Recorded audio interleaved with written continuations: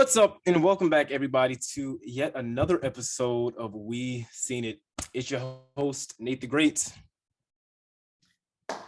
Mr. Eric here in Las Vegas. Good to be here. What's going on, Nate? And today, I am doing excellent. Today, we are going to talk about Squid Game. We Seen It. All right, man. Okay, we have seen the Saw franchise, right? We know all about Escape Room, the duology. We know about Final Destination, right? That was good. Learning how to beat death.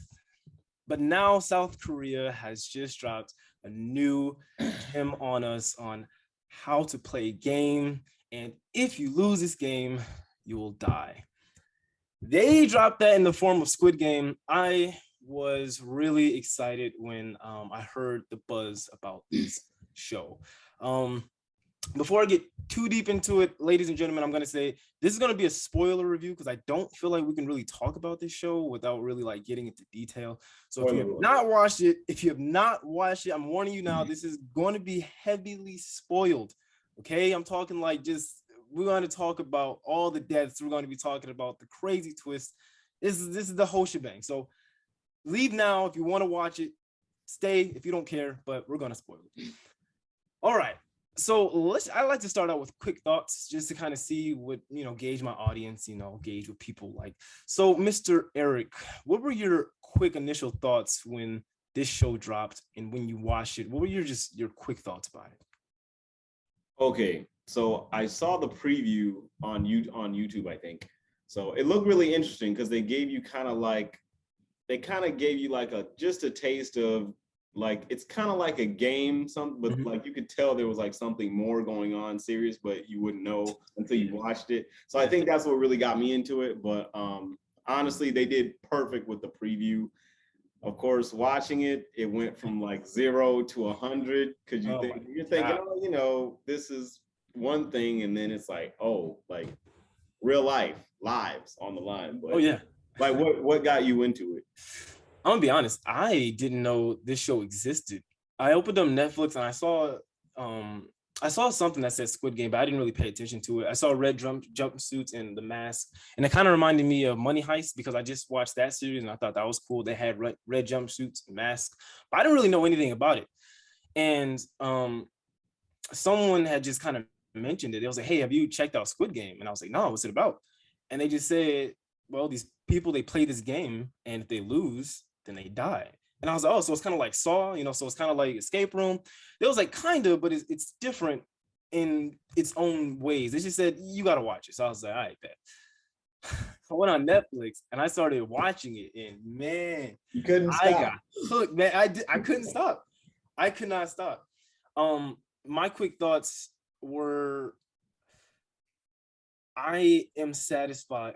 First off, I love South Korean cinema. Anytime they create movies, anytime they create TV shows, they always outdo themselves. And so I am very glad that I watched this series and was actually satisfied because it was really good. It was good. Okay, let's start getting to the meat and potatoes about this show. Okay. I think there are 9 episodes in total, right? About an hour in length. And like I said, the premise of this show is you have a lot of people, about 496 people who all are struggling financially or who have something crazy going on in their lives, and living the life that they live, they want out of it, right? So they meet this guy in this subway station or wherever they are at the park, and he offers to play this game with them. And if they win, they get a certain amount of money. If they lose, he slaps them. Anyway, that's how the show pretty much starts out, right? It doesn't seem so harsh. It doesn't, it's kind of like, okay, it's crazy. Lo and behold, we find out that they all signed these different contracts to be put into this game. And this is a series of child games that they have to play, like red light, green light, or hopscotch, or tug of war. Pretty simple games. There really is no catch except that if you lose or don't play the game, you die. Simple game, high stakes. Exactly. Super simple. So that's pretty much what the whole premise is about. Of course, initially the characters don't realize that elimination from a game they don't realize that it means death. That this thing that means that they get kicked out. But they soon find out that soon find out that they're gonna die if they fail. So let's kind of just it's kind of hard because it's not a movie. This is a TV series, right?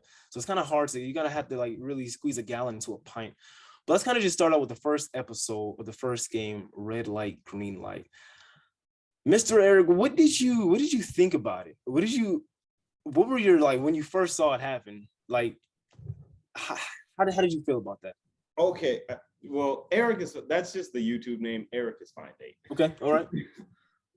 So like you were saying, it's child games, right? It's like really like, very childish games, except the stakes are super high. We're putting our lives on the line here. Exactly. I think the red light, green light game was like the perfect game to open it up because it's very simple. It's some of the games you were familiar with, and some of them it was you could tell it was a child's game, but you weren't really, sure of the origin of the game. Mm-hmm. Like later on, they played a game called Sugar Honeycomb. I had never heard of such a thing. Nope, never. Yeah, very creative idea, but I had never heard of that game till after watching the show. But red light, green light, everybody knows about it. And as soon as she says red light, and there's still folk moving, elimination begins. Yep. Everybody starts freaking out, and that's when you know it's for real. It's crazy. It was real. So I think the first episode, I don't think they could have chose any better game to kind of we just dove in. Like, yes. Yeah. I completely concur because I think that's what actually got me hooked. Because honestly, I think the beginning of the show it kind of started out slow for me. It was interesting, knowing the background of different people and things. And of course, it was necessary for you to get an understanding on just how bad their financial situation is, So I get it, but it was kind of slow. But red light, green light, because that's kind of like a universally known children's game. Yeah. Like you said, I think that was a perfect way to really usher in this show. And when they got caught after moving, man, I mean, almost everybody went crazy. And oh my God. And I love how even that episode ended and how it was just pretty much like just going in slow motion and how the desperateness behind these characters trying to cross that finish line, knowing that they're not just playing a game to play. Now, let me also say this. We mentioned how if they lose the game, they die. But let's talk about how they win the game. So these characters aren't just playing to play. These characters are playing to win this grand prize of how much one was it? It was 40, I believe it was 45 billion. Yeah. In their currency. I'm not exactly sure what the conversion is. I would still have to look that up. It was a lot of money though. It was a lot of money. It was enough money to make you a very, very well-off, wealthy person. Your children are good with this money. Yeah, exactly. So this is what they were playing for. And simple rules. If you win, if you make it to the end, you get the money. If you lose, well, you already know what happens. I thought the stakes were very high in each episode. What I really liked about the show is just how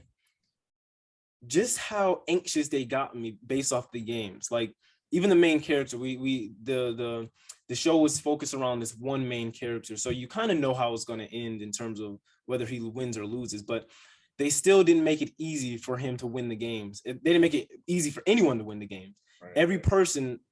It was tough, and it had me on the edge of my seat, me biting my nails, me clenching my pillow, like, dude, is he going to make it? Even if I knew they were going to make it, I'm like, how in the world are they going to get out of this? A lot of cliffhangers in there. I mean, honestly, it's 9 or 10 episodes. I can't remember how many, but there was no lag episode where it was just kind of like an episode you have to get through to understand what's going on. Every episode there was something like, oh my gosh, like that was yes. But going back to what you were saying though, like Nate, I think partially what made this one so good was like even in the Saw volumes or whatever you want to call Franchise, yeah. it. Yeah, the franchise. That was a bit different only because a lot of those people in those situations, they were kind of like abducted. Yes, I was And gonna then talk they're about like that. Yeah. placed into situations like, Yeah. okay, Yeah. because you did this thing wrong or because of whatever, now you gotta, solve your problem. In the Squid Games, we willingly went, signed the contract, Yep. participated in the games, Yep. found out what was going on, got out, Yep. thought about it, and went back in. So I think that's a very key point that makes this one so different, because although there's terrible things happening in these games, but at the end of the day, we all agreed to be here. So like whatever happens, happens. See, and I think that's what I was talking to some other people. Some of them thought the show was just pretty solid. Some of them thought it was okay. But I think it was really great just for that aspect alone, because the show does a really good job showing you just how desperate people can be to kind of survive everyday life and the lengths that people will go to actually get there. And it wasn't unrealistic. Like it wasn't some like you didn't have to suspend your unbelief. You didn't have to you could relate to these people. Like, man, they're really going through some stuff. And if you can kind of put yourself in their shoes and be like, I might have done the same thing.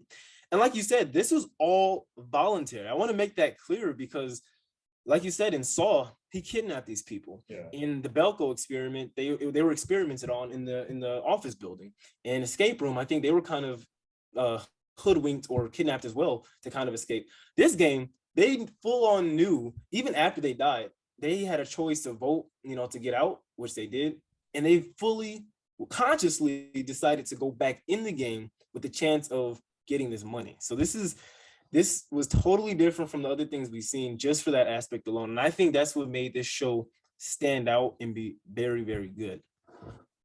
Out of those 9 or 10 episodes, what do you think was the best overall? That's a really hard question because I feel like that's tough. That's really to be honest, I don't think it was one episode per se. I think definitely the opening episode, of course, the red light, green light, but also the episode where people start kind of teaming up.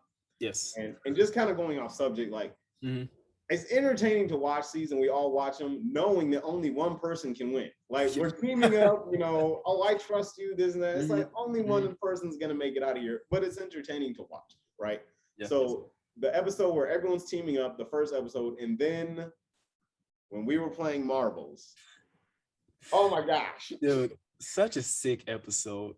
Watching that, yeah, you literally got to watch each character slowly like go to their limit of what they're willing to do to advance to, and that was a hard one to watch, even with the main guy when he's the older guy's pretending to lose his mind, and he's like, yep, that was hard to watch because you literally got to go behind the veil of everybody's character. Yes. and the two girls who were playing, the one who I will say this, that was tough.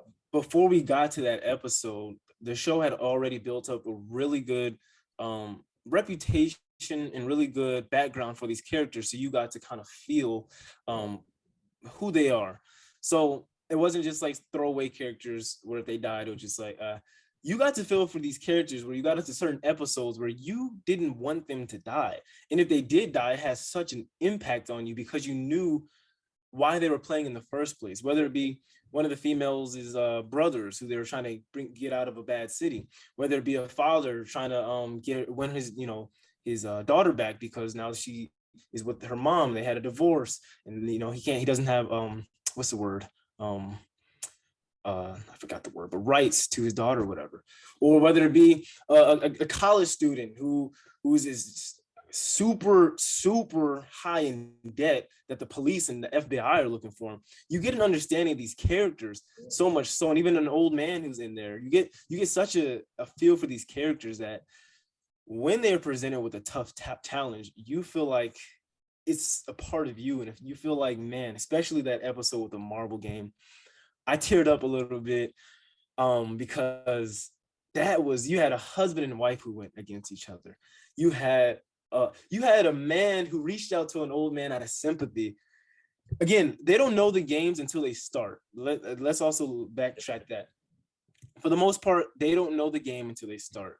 So to make everything fair, because if someone knew the game, which kind of happened in the show, that was happening. Yeah, it was happening. Some underhanded stuff going on. Exactly, and we saw what happened. Exactly. Because as brutal as these people are with these the workers and the managers and the front man, as brutal as they are for allowing this game to go forth, they are very stringent on their rules. And if you break that rule, they don't play with that. Like, they want everything to be fair. And to do that, you can't know the game before before everybody else, because that's not fair. So games like the marble game or tug of war, where they didn't know who they were teaming up with or what game they were playing, it made the tension really, really high. And I gotta say, it just made the show amazing, just for that reason, right? It just made it amazing. And I know we talked about the best episode just now. I can't really think of a really, really bad episode. Each character played their part well.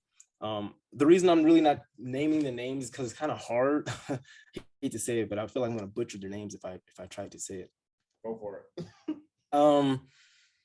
If I had to pick one of my favorite characters in the show beside the main character, it would have to be Ali, or I think that's how you say his name, Ali. He was the guy from Pakistan. I really liked him because of just, he's a really nice guy. He was over trusting, which cost him the game. Cost him his life. Over trusting, but he had a good reason. He had a 1-year-old son who he was fighting for, and a wife to go back to. And I just really felt for his character. If you had to pick a character who's your favorite, who do you think would you choose? Man, that's tough. Honestly, I think, and I'm trying to look at this from who was my favorite character in the show, not just who, like, Right. Yeah. I would probably say the old man, or the girl who let her partner win the marble. Yeah. Oh yeah. She was good too. Yeah. Like, just kind of like watching her throughout the whole series was really, it was really interesting. But I definitely think those two. Yeah. The old guy, like, literally, he was, all right. We'll get to that in a little bit later. All right, yeah. So there's something I want to ask you about. Player number one. Man. Yes, I will talk about him later on. Before I want to do that, let's talk about the front man. So the front man of the show, he also wears a mask, and he has a certain attire on, mostly black. He's different from the workers who are in the red jumpsuits and the masks, who have like the triangles and squares and circles on them. The workers and the managers, they're tasked with killing the players who lose.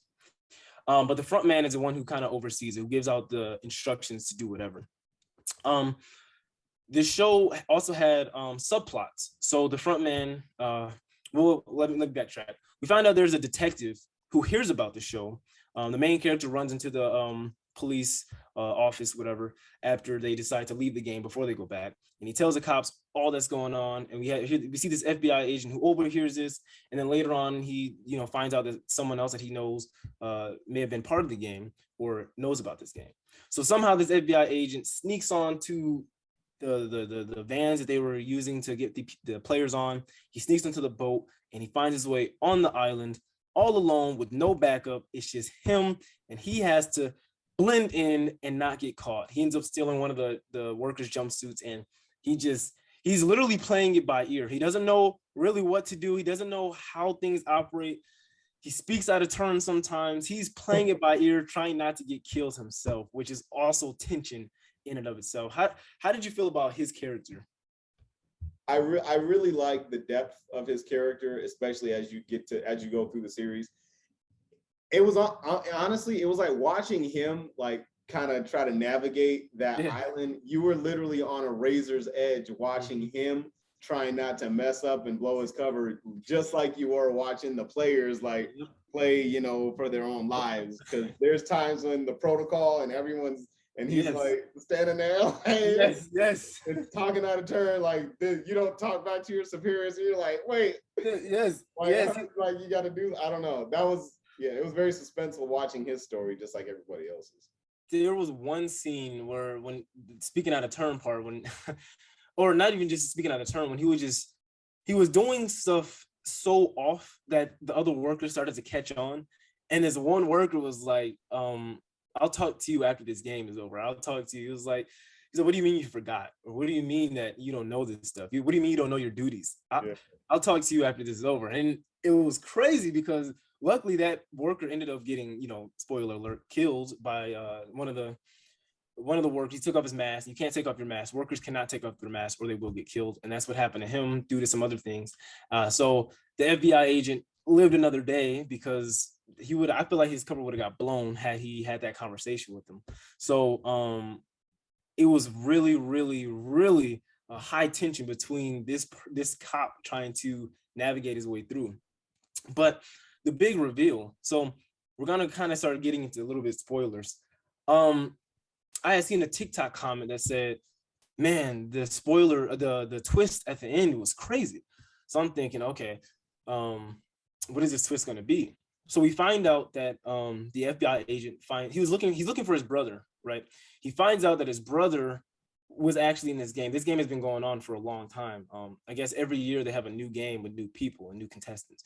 And the FBI agent finds this room that has all these files and information about the previous contestants. And he finds out that his brother was actually one of the contestants a few years back, but he hasn't heard from his brother back on, you know, in the States. He hasn't heard anything from him. He's been looking for him. He can't find him. So he thinks maybe he's still on this island.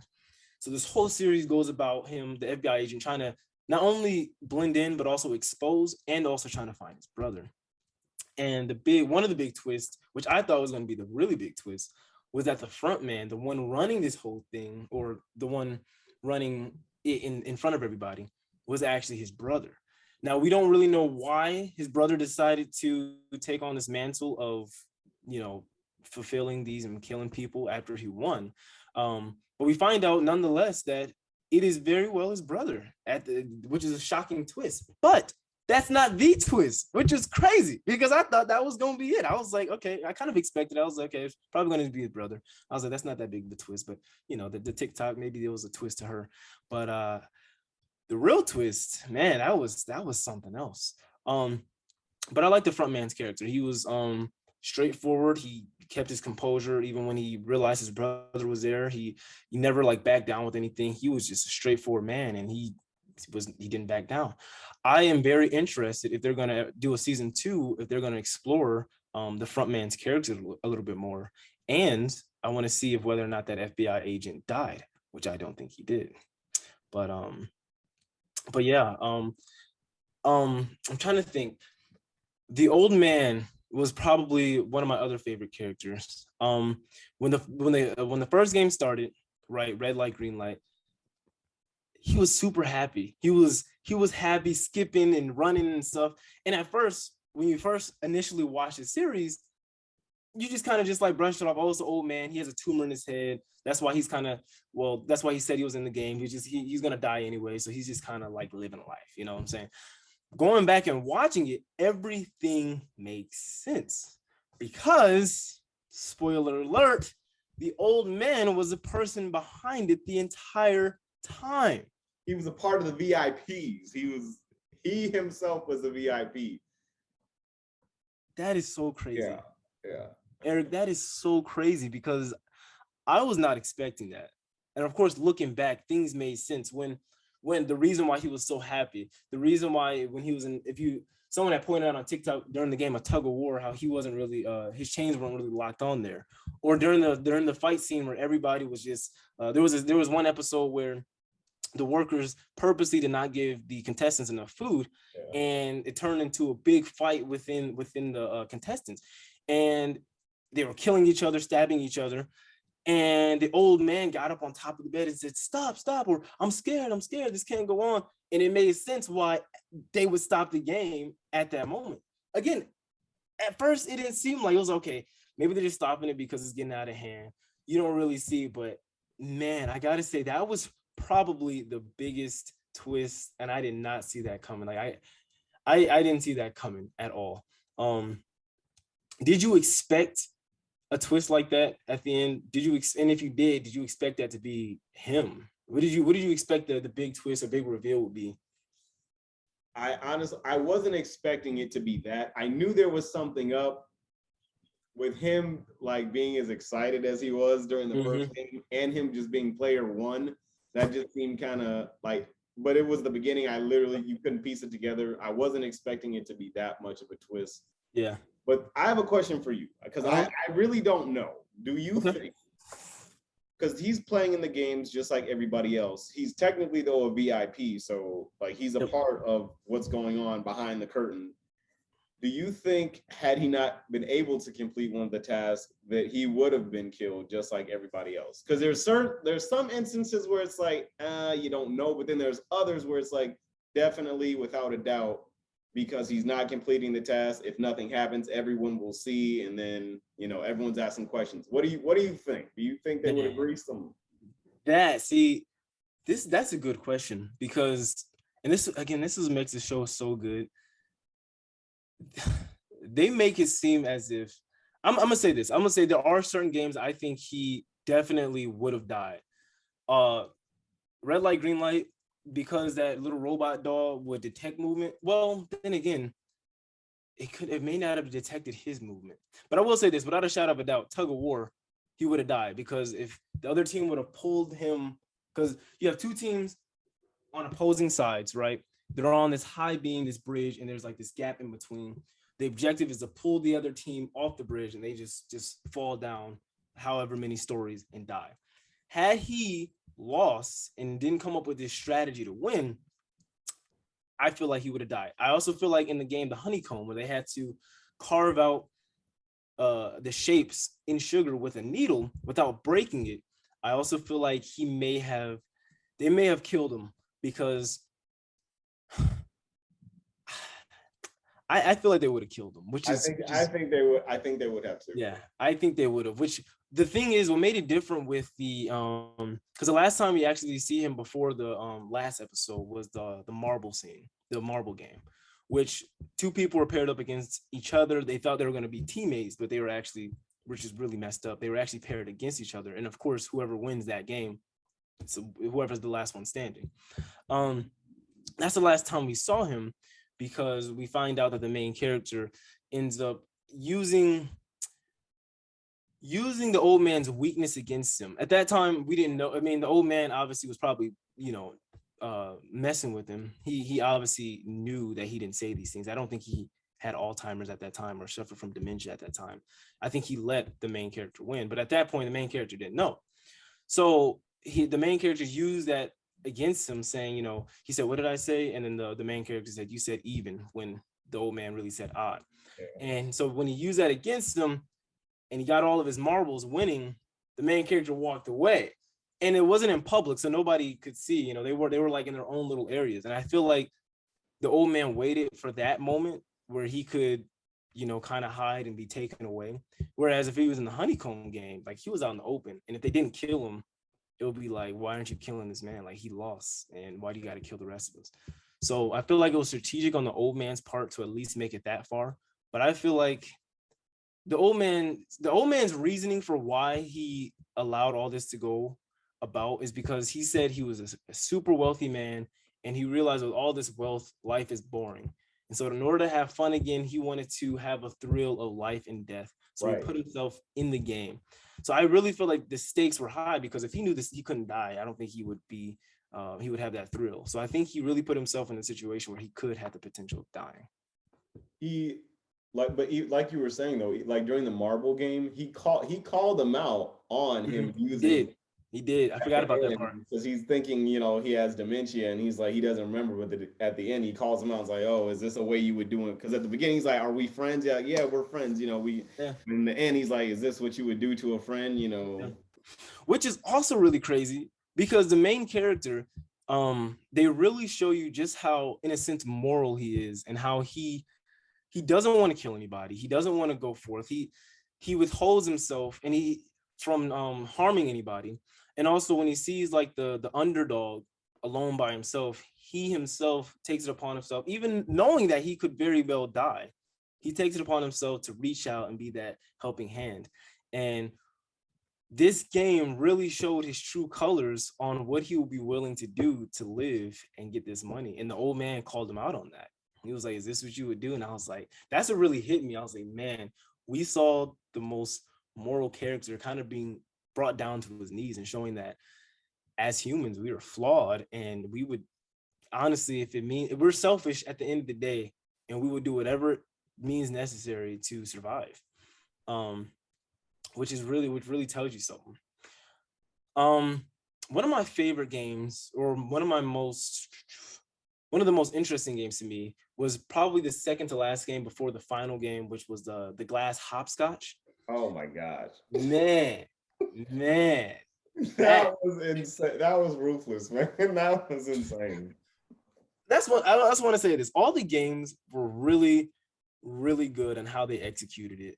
I was like, each game had its own spin to it. Each game had its own thrill. And when you got to the second to last game, the glass hopscotch, they made sure that you have very few people standing. Because again, we started out with 496 people. When we got to when it was red light, green light, really any amount of people could win so long as they didn't move. When we got to the honeycomb, any amount of people could win so long as they didn't break it.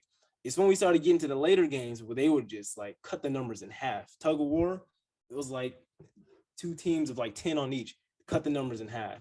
When it was marbles, cut the numbers in half.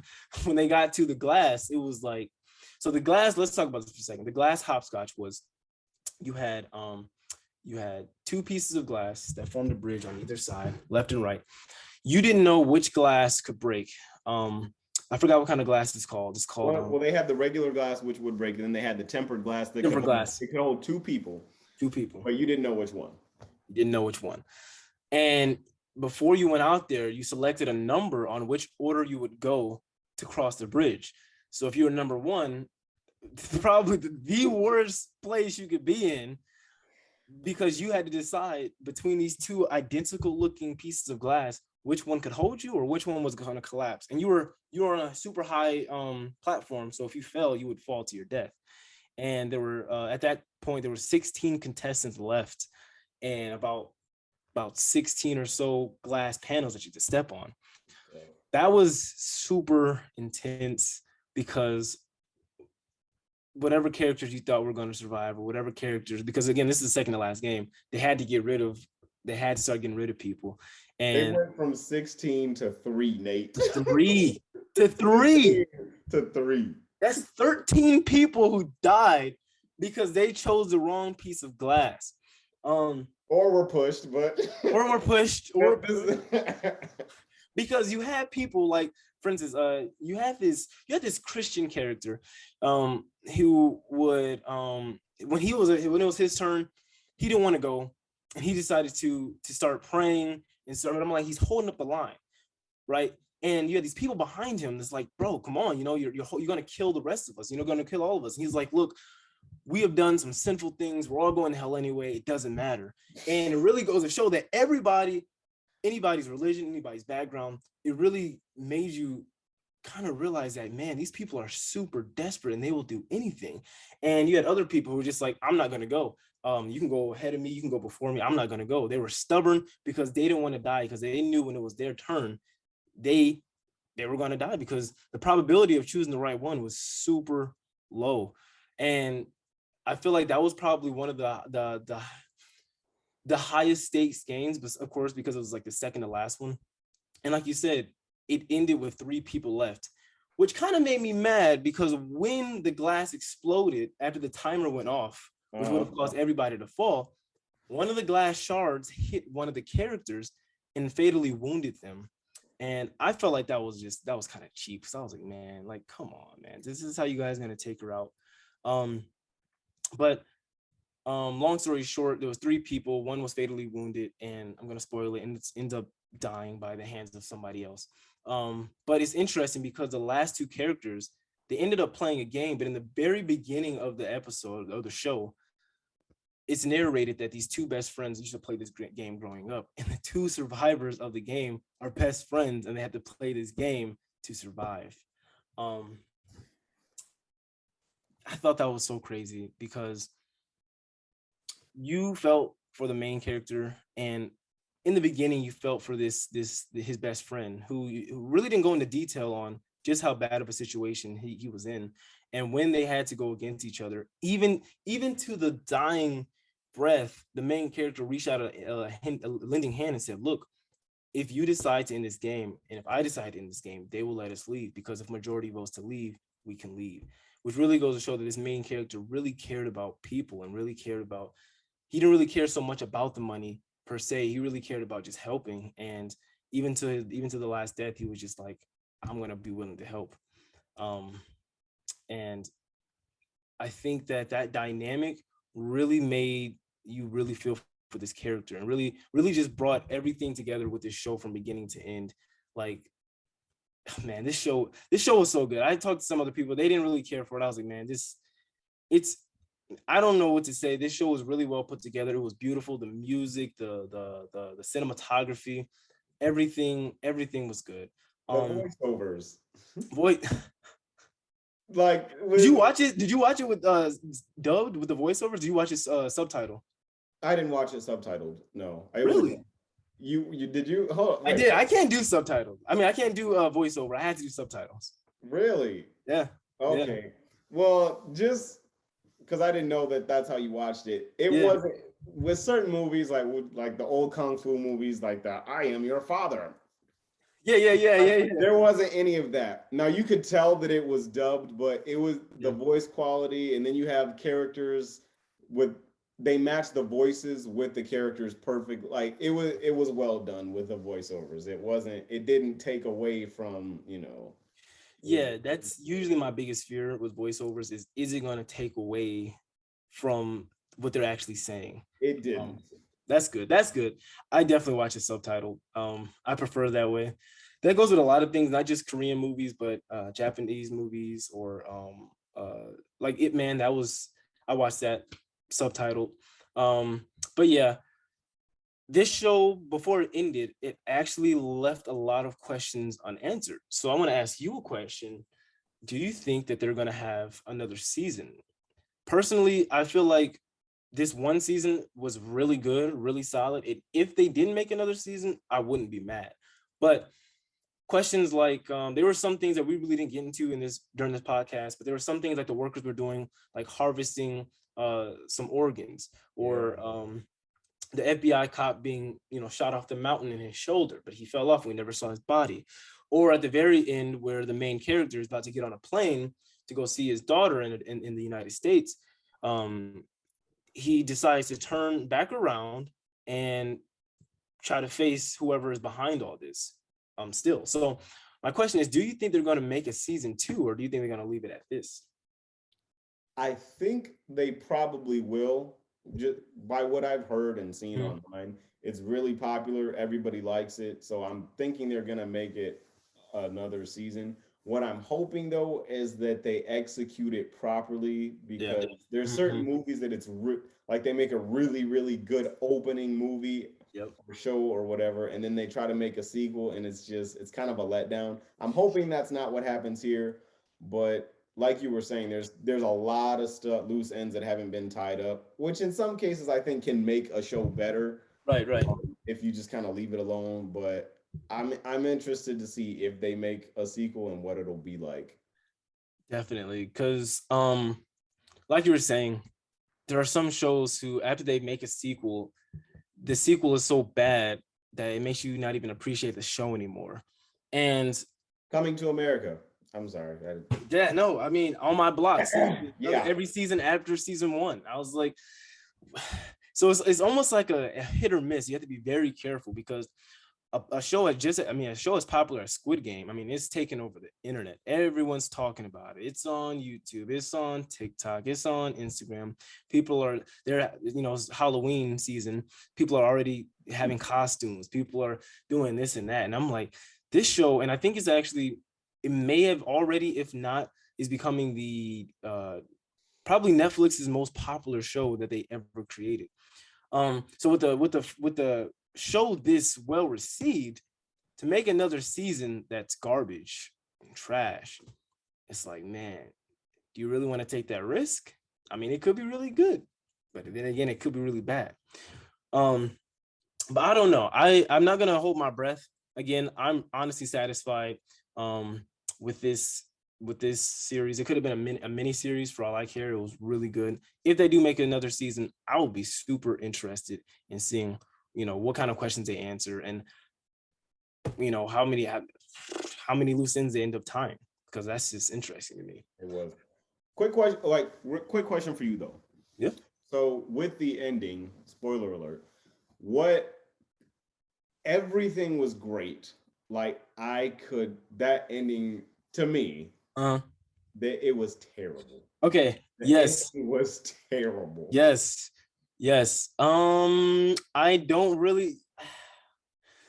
I was upset because first off, we find out after the main character, again, spoiler alert, he wins. Of course, he wins the 4 point whatever billion won. I think that's their currency is WON1. He wins it. He has all this money to finally do whatever he wants, and he just sits on it. He literally lets the entire year go by where he's not even touching this money. His family and his daughter has already moved to the States. His mother, who was in the show, had already died, passed away. So he's just sitting on this money doing nothing. A year later, he finally decides to do something with the money. Decides to or not get a haircut. Yeah, go get a haircut. I don't know what was up with the haircut. All right. Time out. Okay. Dude. What? Like, what was that? Like, he came like Ronald McDonald afterwards. I'm like, why? I don't know what that was. He dyes his hair red. Someone had said that it was significant, like there was, some type of meaning behind it, or maybe they're gonna make it mean something in the sequel. But I could not get with that. But aside from the haircut, what I meant by like, I was gonna get to that, because the ending. Okay, the whole point, at least for me, this is my thought process of it.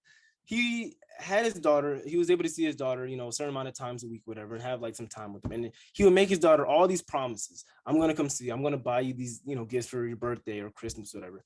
And he was going literally in the terminal, going onto the plane, on the phone with his daughter, saying, "I'm excited to see you. I'm gonna," and then he realizes he sees somebody, or the train station, whatever. He sees somebody about to play the game again. And he says, no, he takes her card away. And right before he gets on the plane, he calls up the Squid Game number. They answer, and he says, like, who are you guys? Why are you guys behind this? And then the person on the phone is like, look, just get on the plane, go about your business. You already won. You got this money. And he's like, no. And so he abandons his flight that he was going to go see his family, see his daughter, and he could have resolved all these issues. I feel like honestly, he's a terrible dad. He's doing more damage to his daughter than he could have. I mean, he has the money. Like, why do you? I don't feel like it's necessary for him to do what he's doing. That's what kind of made me mad. It's like, I understand that you're curious and that you went through all this and your friends died and all this stuff, but like, that was a year ago. You got the money and you have a chance to make a better life for yourself and your daughter. Why are you turning back? Like, dude, just stop. I just felt like it ended off like dude, really, this isn't necessary. You're doing extra for no reason. That's how I felt. Yeah. How do you feel? I 100% agree with that, because my whole point of contention with the ending was like, they almost made it like, had it been a situation like Saw where he's abducted and he doesn't know where he is and then he's trying to like find out, right, then that would have been one thing. But literally from the beginning of the show, these people show up like they're your Uber, you're out for you don't know how long, and you wake up on an uncharted island and you don't know where you are. No one can find you. So whoever's behind this, it's not like one person, like red herring. This is not a Scooby-Doo mystery. Right. They've dotted every I, they've crossed every T. If they like, you got the money. If they wanted to kill you already, they would have done it. Exactly. So, like they're gonna have eyes on you probably for the rest of your life. Yep. You probably knew that though. Like while you exactly after receipt, they've covered all their bases, right? There's there's nothing you can do. They're watching you at all times. They're not Exactly. going to do anything. So I Mhm. guess the idea that you're going to go and, be this single-handedly, tear down the no, you're not going to do that. You've seen what these people are capable of. You've seen what they can do. You got your, and even like money aside, like even aside from the money, Mhm. you agreed to be there. They let Yeah, you leave, and exactly. you agreed to come back. They're not in the business of trying to kill you in the night or whatever. I said they should have left Nate. They should have stopped the series when he was talking to the old man, and Yes. the old man Yes. lost the bet. And the guy, for those who don't know, they made a bet at the end. There was an old guy on the street who was freezing, and he's like, "Oh, do you believe in the humanity of people?" And he's like, "Well, yes, people can still, have a heart and be kind." So they should have stopped it right there. That would have been perfect. I wasn't even mad that he didn't spend the money or anything. Right. I wasn't even mad about that. Right. They Right. should have, but No, they dude, drug it. you bring up an excellent point. That I think that would have been an excellent end point for that series, because not only did he win the bet, but the old man ended up dying. So it was almost like everything was fulfilled. We understood that the old man was behind it the whole time, and at the very end, we understand he lost. Even after all he did, he ended up losing, and the main character really highlighted that humanity still had hope and caring for one another, which I kind of feel like was the entire thing overall. But Yeah. it was shown through that main character that at the end of the day, no matter how desperate you are and how much people want to get over on people, there's always that one person who is going to care for humanity and care for the people. And that last scene right before the old man died, when he made that bet, when he saw that other person way over on the street, homeless and just drunk or just passed out, he was like, nobody's going to come help him. And the main character was like, yes, someone's going to come help him. I'm going to make that bet. It should have ended right there, because he won the bet. Somebody came, helped him. The police came. Faith in humanity was restored. Happy ending. And it just wasn't. It kept going, and it showed us this entirely different ending, when him dyeing his hair red and leaving the plane and trying to go back and find out who's. I'm like, and that's another thing, you brought up a good point. It would have been one thing if he was kidnapped, but I feel like I in some sense I really didn't have any sympathy, because I'm like, you guys voluntarily did this, so it's like you can't really be mad at the person. Like, you knew it was about, he told you what the rules were. There was no strings attached. He said There this was is no gonna happen. deception. There was no lot. Like everyone Everyone knew what knew. was going on. You know, you But signed the contract willingly. That's if it. the detective with training, running around here, this is a trained officer. If he like, what do you think you're gonna do? And like, Yeah. he didn't know this, but it's like you were, saying at the end, like the two overreaching, I guess, themes of the show were brought out, because he was, Mhm. like you were saying, it's there's still, after everything he's seen, after everything like that, he still has faith in humanity.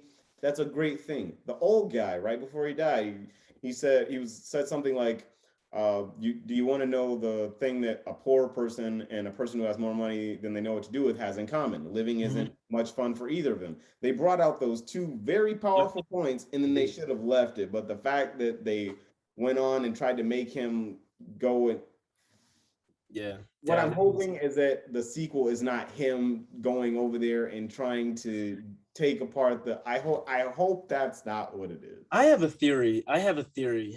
Because we saw that the FBI's brother was actually the front man once he finally took off his mask and showed the I and he we find out that he actually was the winner of one of the games. That's the only reason why he was a person that survived.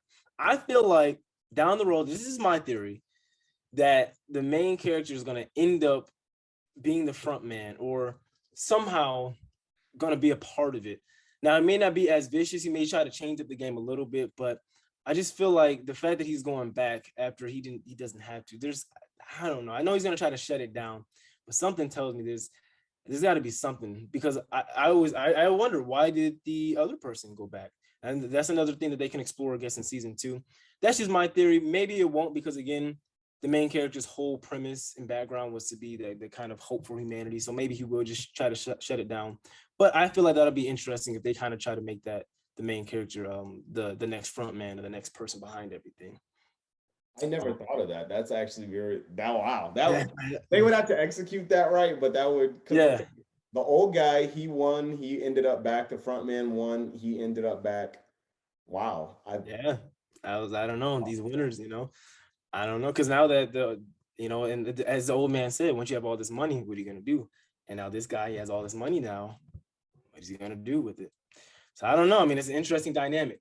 But we're gonna start wrapping it up now. It's been an excellent conversation. There's still so much that we didn't get to discuss. I was trying to again pour a gallon into a pint. I was jumping back here and there because there's so much.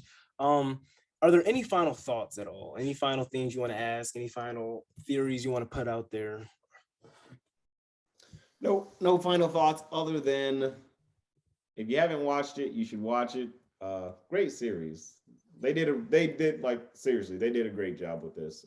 I hope if they make a sequel that it's not a disappointment, but I know. We'll see.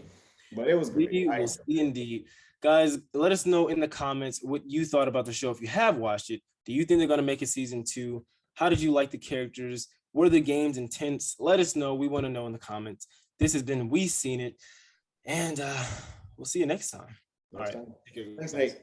Thanks, Eric.